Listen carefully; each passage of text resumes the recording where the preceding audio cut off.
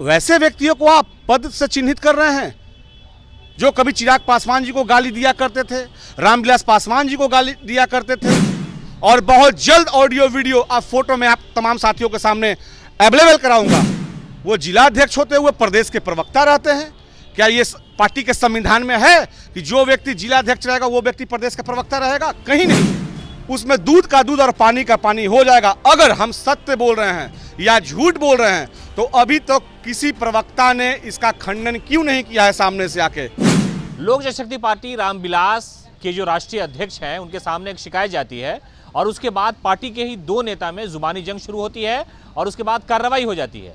कृष्णा उर्फ कल्लू को आप जानते हैं, राजनीति गलियारों में बहुत पकड़ रखते हैं, बहुत पॉपुलर भी है, मशहूर भी है, लेकिन इन पर कार्रवाई होगी इसलिए कि राजू तिवारी से इन्होंने लोहा ले लिया। क्या मामला था और क्यों विवाद बढ़ गया? लोक जनशक्ति पार्टी रामविलास के राष्ट्रीय अध्यक्ष हमारे आदरणीय चिराग पासवान जी को हमने एक पत्र के माध्यम से यह अवगत कराया कि पार्टी के वर्तमान अध्यक्ष आदरणीय राजू तिवारी जी के द्वारा पार्टी को कमज़ोर किया जा रहा है। कहीं ना कहीं उस व्यक्ति को महत्व ज़्यादा दिया जा रहा है जो व्यक्ति पशुपति कुमार पारस जी की पार्टी की छोड़ के आए हैं। पशुपति कुमार पारस ने ही पार्टी को तोड़ा था। वैसे व्यक्तियों को आप पद से चिन्हित कर रहे हैं जो कभी चिराग पासवान जी को गाली दिया करते थे, रामविलास पासवान जी को गाली दिया करते थे। यही लोग हैं जिन्होंने यह कहा था कि रामविलास पासवान जी का पुत्र चिराग पासवान नहीं। वैसे लोगों को राजू तिवारी जी पद देते हैं। वो जिलाध्यक्ष होते हुए प्रदेश के प्रवक्ता रहते हैं। क्या ये पार्टी के संविधान में है कि जो व्यक्ति जिलाध्यक्ष रहेगा वो व्यक्ति प्रदेश का प्रवक्ता रहेगा? कहीं नहीं है। राजू तिवारी से जो हमारे पार्टी के जो 14 प्रकोष्ठ हैं, जो 12 प्रकोष्ठ हैं, उनमें कोई भी व्यक्ति इनके साथ खड़े नहीं है। मैं चिराग पासवान जी से आग्रह करूंगा, हाथ जोड़कर विनती करूंगा कि सर, पार्टी हमारी माँ है और माँ को कभी हम छित्र बित्र होते नहीं देख सकते हैं। इसलिए हम यह आग्रह कर रहे हैं आपसे कि राजू तिवारी जी को लेकर के प्रदेश अध्यक्ष की कुर्सी को लेकर के एक वोटिंग कराया जाए। उसमें दूध का दूध और पानी का पानी हो जाएगा। अगर हम सत्य बोल रहे हैं या झूठ बोल रहे हैं तो अभी तक तो किसी प्रवक्ता ने इसका खंडन क्यों नहीं किया है सामने से आके? इसका खंडन करना चाहिए कि नहीं हम गलत बोल रहे हैं भाई? कोई नेता खंडन क्यों नहीं कर रहा है अभी तक? ये बताइए। रात में मिलने जाते हैं पशुपति कुमार पारस जी से, राजू तिवारी जी का कॉल डिटेल जांचा जाए। पशुपति कुमार पारस जी के जो प्रदेश अध्यक्ष हैं वहाँ के युवा प्रकोष्ठ के, उनके मोबाइल के माध्यम से वार्तालाप होती है राजू तिवारी जी की। मैं दावे के साथ कह सकता हूं और बहुत जल्द ऑडियो वीडियो आप फोटो में आप तमाम साथियों के सामने अवेलेबल कराऊंगा जैसे मेरे पास आएगा। नहीं तो कल्लू जी एक तो बड़ा दावा कर रहे हैं ना, इसी दावे के डर से आप पर कार्रवाई हुई या कार्रवाई करने का मन था इसलिए कार्रवाई कर दी गई आपके ऊपर? देखिए, मैं कार्रवाई से नहीं डरता हूं। पार्टी से निकालने वाले राजू तिवारी जी कौन होते हैं? क्या पार्टी के वो सुप्रीमो हैं? राजू तिवारी जी को संविधान की जानकारी नहीं है। जो पार्टी का संविधान है, जो रूल है, रूल को पहले पढ़ ले। अनुशासन समिति शोकआउट नोटिस पहले भेजता है, कारण बताओ नोटिस बैठा करके पूछता है क्या इन्होंने ऐसा किया? कभी नहीं किया। हमने राष्ट्रीय अध्यक्ष जी से जांच करने की मांग की थी। रात भर में कौन सी जांच एजेंसियां जांच कर ली भाई? रात में हमने 5-6 बजे डिमांड किया, आज सुबह में 9 बजे में हमारी चिट्ठी निकल जाती है।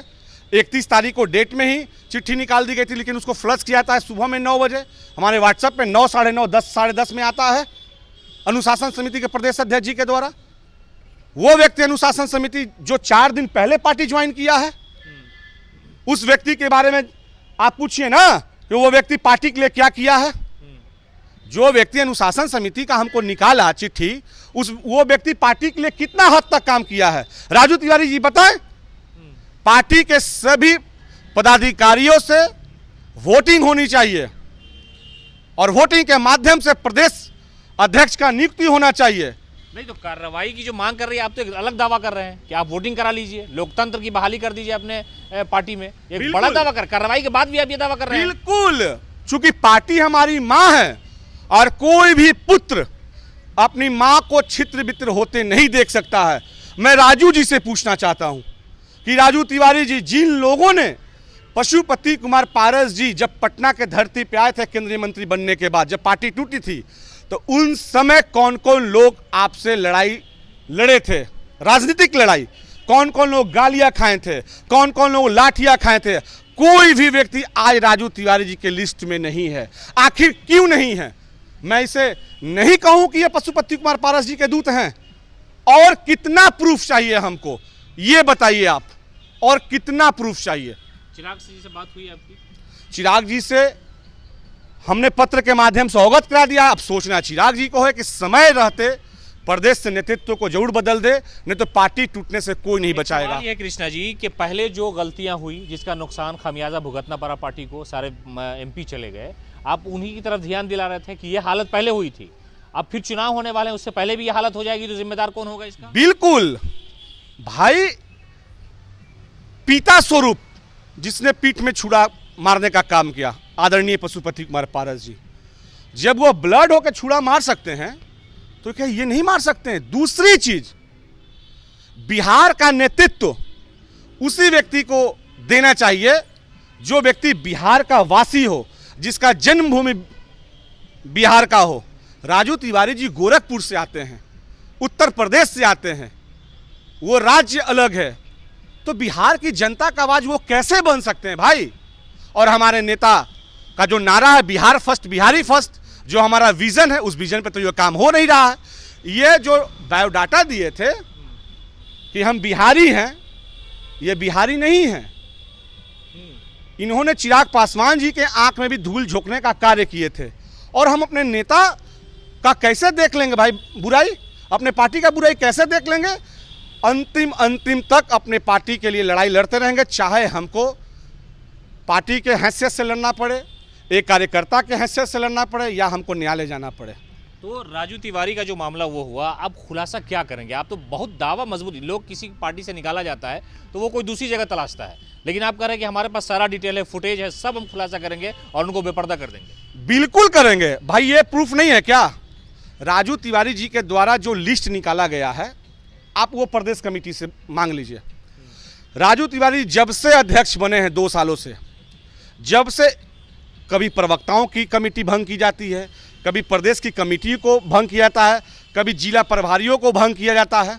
और हम ये बात बोल रहे हैं सर कि राजू तिवारी जी का कॉल डिटेल निकाला जाए। पार्टी के जितने भी शीर्ष नेता हैं जो चिराग पासवान जी से मोहब्बत करते हैं, पार्टी से मोहब्बत करते हैं, चाहे वो पार्टी के राष्ट्रीय उपाध्यक्ष हों डॉक्टर अरुण बाबू, चाहे पार्टी के राष्ट्रीय महासचिव हो डॉक्टर शहनवाज अहमद कैफी, चाहे पार्टी के प्रदेश उपाध्यक्ष हो अशरफ अंसारी, चाहे संसदीय बोर्ड के अध्यक्ष माननीय उल्लास पांडे जी हों, चाहे इंदु कश्यप जी हों, चाहे पार्टी का कोई भी नेत्री, सतीश बाबू हैं जो राष्ट्रीय महासचिव हैं, राष्ट्रीय सचिव अरविंद सिंह जी हैं, इन तमाम लोगों का भी आप कॉल डिटेल निकालिए। मैं पूर्ण रूप से बताना चाहता हूं कि ये लोग चिराग पासवान जी के साथ खड़े हैं, मजबूती के साथ खड़े हैं, सिर्फ और सिर्फ राजू तिवारी जी को छोड़कर।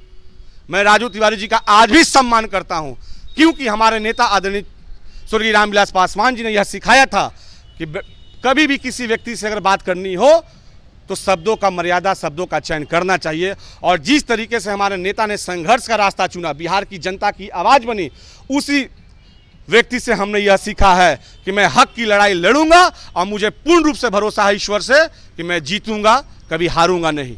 उन्हीं से मैंने यह सब सीखा है। ये थे कृष्णा उर्फ कल्लू, जिन्होंने कहा कि पार्टी के साथ जो ज्यादती हो रही थी, और एक पार्टी किसी के लिए भी माँ होती है, उसकी इज्जत आबरू बचाने के लिए हम सारी कुर्बानी दे सकते हैं। और चिराग पासवान से इन्होंने गुहार लगाई और कहा कि अगर इस मामले पर सही से ध्यान नहीं दिया जाता, तवज्जो नहीं दी जाती, तो हम एक बड़ा खुलासा करने वाले हैं कि राजू तिवारी कहाँ से आते हैं, क्या कुछ कर रहे हैं, किस तरह से पार्टी को तोड़ने की साजिश कर रहे हैं। इन सारे मामलों का हम खुलासा जल्द करेंगे। साथ ही साथ इन्होंने ये भी दावा किया है कि और भी कई ऐसे लोग होंगे जिनके कॉल डिटेल, उनकी जो गोपनीयता है, उसको पार्टी के सामने लाई जाए। चिराग पासवान स्वयं इस मामले को देखे, इसलिए कि उनका विजन था कि बिहार को सुंदर बनाना है और यही सपना लेकर रामविलास चले थे, तो उन सपनों को हम टूटने नहीं देंगे। कृष्णा उर्फ कल्लू का साफ तौर पर कहना है कि इस पूरे मामले पर आर पार की लड़ाई होगी और ये लड़ाई हम सड़क से न्यायालय तक लड़ने के लिए तैयार हैं।